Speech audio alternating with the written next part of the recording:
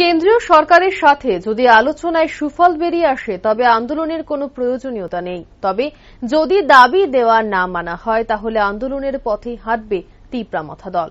রবিবার এক সাংবাদিক সম্মেলনে এইভাবেই হুঙ্কার দেন বিরোধী দলনেতা অনিমেষ দেববর্মা। সাংবাদিকদের সামনে বক্তব্য রাখতে গিয়ে বিরোধী দলনেতা জানান, জনজাতিদের দাবির সমর্থনে যদি কেন্দ্রীয় সরকার আলোচনার মাধ্যমে সহমত পোষণ করে তবে আন্দোলনের কোনো প্রয়োজন হবে না রাজ্যে। তবে দাবি দাওয়া পূরণ না করা হলে এই ক্ষেত্রে সমসাময়িক সময়ের মধ্যে সবচেয়ে বড় গণতান্ত্রিক আন্দোলন পরিলক্ষিত করবে রাজ্য ও কেন্দ্র, যা সংঘটিত হবে তিপ্রামথা সুপ্রিমো প্রদ্যুৎ কিশোর দেববর্মনের নেতৃত্বে। সাধারণ মানুষের যেন ক্ষতি না হয়, কেন্দ্রীয় সরকারের সাথে আলোচনা চলছে, আলোচনায় যদি সুফল কিছু বেরিয়ে আসে আন্দোলনের কি দরকার আছে।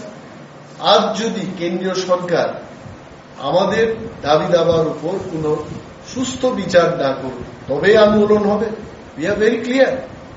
এবং কিছুদিন আগেও একটা চ্যানেলে আমি বলেছি, দলের পক্ষ হয়ে বলেছি, as a leader of opposition বলেছি যে বৃহত্তর একটা আন্দোলন ত্রিপুরায় মহারাজ প্রদ্যুৎ বিক্রম মানিক্যের নেতৃত্বে এটা হতে চলেছে।